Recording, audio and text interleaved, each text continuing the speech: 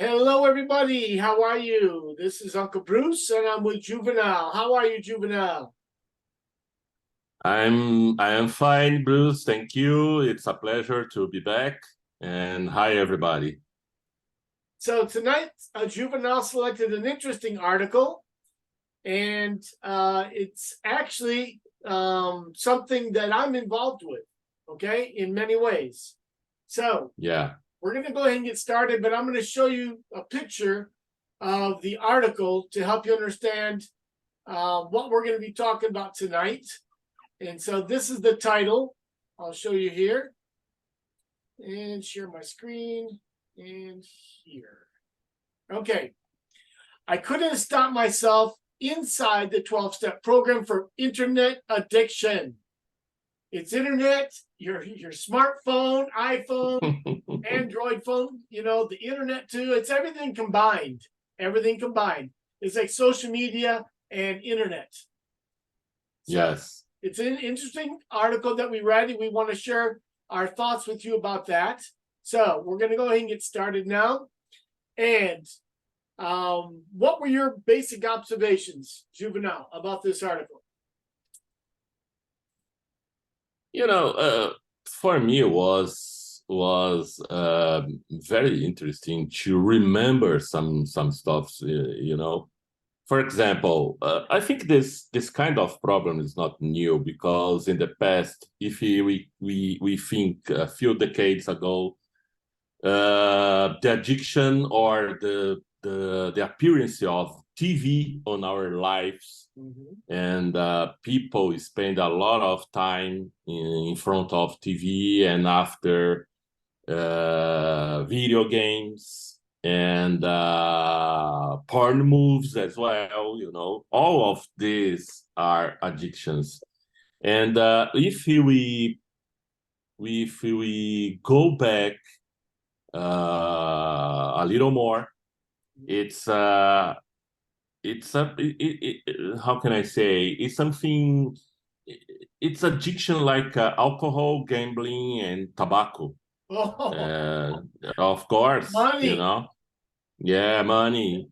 Okay. And nowadays, I think all of these behaviors are potentialized by internet and social media, and which take us to consume more, to gambling,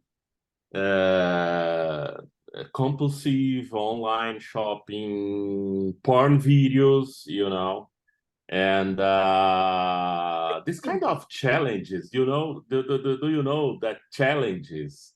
We challenge young people to do something very reckless,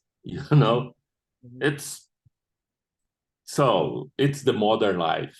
Yeah, and sometimes the kids get killed because they don't know what they're doing. And even if you do what you're doing, the challenges on the YouTube, and not YouTube, but on TikTok especially, they are very dangerous. Very dangerous. Yeah, for sure. So let's get into this article a little bit here. We're talking about the scientific aspect about addiction. In the article, they talk about dopamine. Dopamine being a drug that's or chemical inside of our body that causes us to want, to desire, to need. Okay, and a lot of times the dopamine is involved in our actions towards alcohol, drugs, and physical things that we know about. But with the internet, it's all in the mind.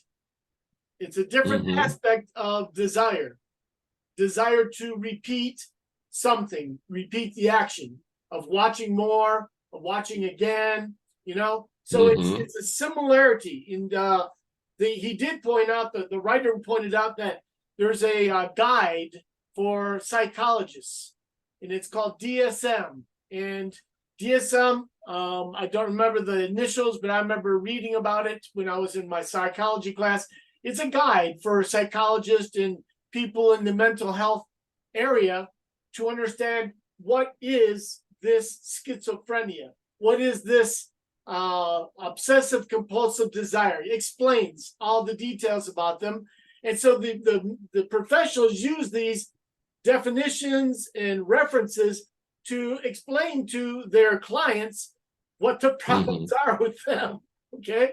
And then in the academic culture, they discuss things in reference to this DSM. And now it's number 5. I remember 4 in the past when I was studying psychology. But now it's DSM-5 because they've updated it. But in there, it doesn't say anything yet about the addiction to social media, TV, those types of medias. They don't specifically talk about that. There's some discussion about including these addictions about internet, iPhone, or the phone itself. There are some discussions about including a new revelation about what is going on with us, okay, the users and abusers of these medias. So it was interesting to listen to them say, hey, we don't really have a way to explain all the details yet. We're in the process of developing, because it's still relatively new. 20 years is not a long time when you're talking about discovery. But in the IT world, in the internet world, things change so fast all the time. So it's hard for us to keep up with everything. It's hard for us to keep up and to maintain our understanding of what is going on. So it's interesting that we can talk about all these things and understand them to some degree, but it's not easy to combat, to have actions against not wanting or not doing something when it's so compulsive, like TikTok. Okay, I always joke with people about, especially young people, say TikTok. Okay, they are crazy videos, but they're very entertaining, and I know a lot of young people especially like them, but older people do too. Depends on the subject.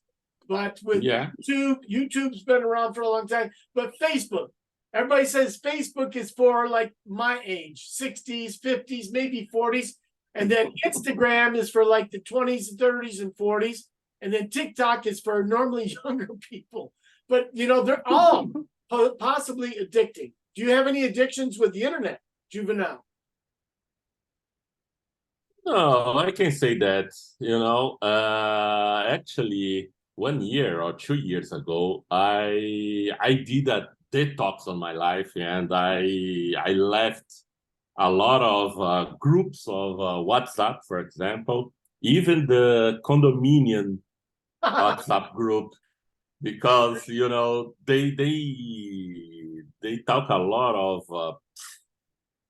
a lot of stuff. That's not useful for us. Right. It's not only about the homeowner association. It's about, the dog, he pooped on the sidewalk, and it's like, okay, what's the problem? Exactly. I'll tell them to clean it up. Tell the people to clean it up. It's a source of stress for me, so I left. I left. So, and I was very close to close down my account in LinkedIn and Instagram as well. Yeah. Because I don't know, Bruce. I think we are getting more and more, how can I say, superfluous? Superfluous, maybe? I don't know. Yeah, superfluous. Living a life that doesn't exist in reality. That's the point. We are living, in terms of generation, that where is more important to be against to have. It's important to be to see somebody happy, rich, wealthy, handsome, beautiful. So that's the point. And people are living in this world and maybe it's an attempt to run away the problems of the world, the real life. I don't know. Yeah, so yeah, that's the point, you know. And well, I will tell you, I had an addiction to chess, playing chess. I would play game after game after game. It was 2-minute game, okay? Just 2 minutes. And internet. Yes. In internet? Yes, it was interesting because I played people from around the world, but I never really improved much. I really didn't improve much because I think to improve, you need to read and understand more about chess playing, about movements, because I can play okay. I'm average. I'm an average player. But I always said, oh, that'd be cool to be a grandmaster, okay? But, you know, it didn't happen, and I don't think it ever will happen. Not anytime soon. But chess is something I don't play anymore online. I will play with you at your house or at my house, but I won't play online because I'm addicted to it. Because it's fun to me, but it's not that good for me because I do it over and over. It's repetitious and it's addictive to me. So I need to just say no more. Oh man. Oh yeah, I have this compulsive desire to win a game. And it's like, oh, I almost won. Okay, I can win the next one. Go. You know, to win. But I don't always win. I think the highest I ever got in the ratings was like 1,600, which is good. It is good, but it was only for a moment. Okay, and then so I had an addiction, and I had to just say no more, and I don't play now. But I did have a relapse. I played again. I stopped, and then I started again. It's called relapse, you know. And so I had this happen, and then I just said, you know what? I can't control this. I can't. And so I don't do it now. I don't do it. It's like alcohol for me or drugs. It's very interesting. And it's internet. It's not about a substance. It's something internally in my mind that says I need to play to win more. And so it's very interesting. It's the same thing with, I think, video games. The same concept. And then with Facebook, oh, let me write something interesting and see how many people like my comments. Same thing in WhatsApp. You go WhatsApp. Yeah. You entered in some kind of comment and you're waiting for people to respond to see if they like or don't like your response. So. Yeah. I had this addiction until I was working in a company. Since I left, I abandoned this these habits, you know, to check it out every time. Because you had a requirement. Basically, it was a necessity for you to check the information. To check it out, the email, you know. Yeah, so I call it information overload. You know, with all the technologies and all these different people sending you messages by email, by WhatsApp, it's information overload. You need to consider it and either delete it or respond or just say, I don't know, I'll look at it later. Yeah. So it's very interesting, this concept of being addicted to information of some sort, or the games or whatever. Like you said, it could be gambling online, it could be pornography, it could be many different things, but it's all interrelated to this desire for more information online or on the phone. Exactly, and I think the guys from the internet is getting more and more sophisticated because you can gamble online. There are a lot of types of gambling. And now I see a lot of the gambling is targeted towards Brazilians. Exactly, and I think this is the biggest danger, you know, because we cannot have a casino. You cannot have a casino. Exactly. Online, it's okay. Exactly, but there is a law project that is in transit of National Congress, the Congress, that aims to approve, gambling. Oh, really? You mean like in casinos or online? Not, I think it's more addressed to online gambling.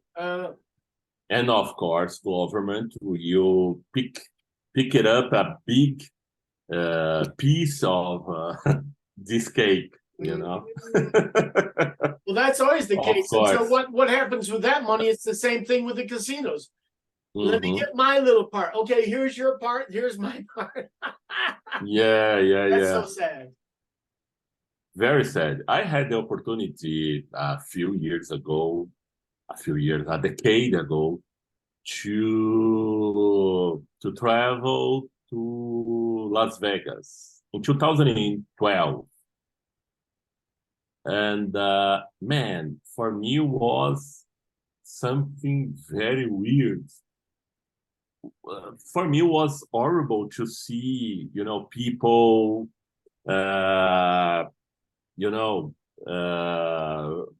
like behaving like crazy guy, putting coins in the machine and very, very anxious, about about the game. Man, for me, it's crazy. And smoke, how can I say? Chain smoking. Yeah. My father was that kind of guy. I hate it. Man, for me, it was a horrible experience for me. I didn't like it. Yeah. My grandma used to gamble. In Las Vegas, she would go and play a penny, 1 cent. Oh, it was funny. Because my grandma always talked about that they went gambling at the casino in Las Vegas, and she spent $2. That was their life. People spend, $100s, thousands of dollars in the casino, and it's like, okay, where's your limit? There's no boundary. Yeah. And if you pay attention in the websites nowadays, all of social media are replying the TikTok way of business, if I can say that. Well, go ahead. Yeah, but for example, YouTube is posting a lot of short videos, like TikTok. So YouTube in the past was something very interesting to me to find some informations, or even movies, old movies, or some videos about photography, music, gastronomy, wine, but now, man, it's impossible to see. Yep. So I was going to say that the algorithms that Facebook uses, Google uses, it's all directed towards their target market. And so with the advertising, we don't even realize it, but these groups are helping their clients, like the gambling online for Brazilian. Gamble with the teams that are playing, okay, with Flamengo and Sao Paulo. Okay, who's gonna win? Yeah, you can gamble 1,000 reais for this team to win. Say, come in. Yeah, and it's happening a lot over the last couple of months. I've seen it. Exactly. On the TV, I think it's on TV too, the advertising, but I see it on the internet for sure. With YouTube especially. On TV as well. Even in the pay-per-view as well. Oh wow! So these gambling groups are making a lot of money, and they're saying, "Hey, I want to buy advertising on your TV station." And so it's becoming more and more prevalent for us to see all these advertisements. in advertisements. And so I think that the government, they can get their part, but there needs to be some type of regulation to control that, to protect. See, that's the thing. Now I'm going back to the big government. Government, you need to do this to protect the people. Okay, well, the people need to protect themselves too. Okay, they don't need to be involved in gambling. No, they don't need to do that, but they want to do it because they're compulsive to do it. But there is help. I did read in the article that they offered 3 different groups to help. Okay. Yeah. And so one of them, actually the 3 of them are very interesting, and I'll share my screen with them in a little bit. But I can tell you I'm involved in one because of my compulsiveness to do different things. Okay. I have a problem with anger. I have a problem with anger. And so I'm going to anger management counseling. It's a group counseling, but it's very good and it's free.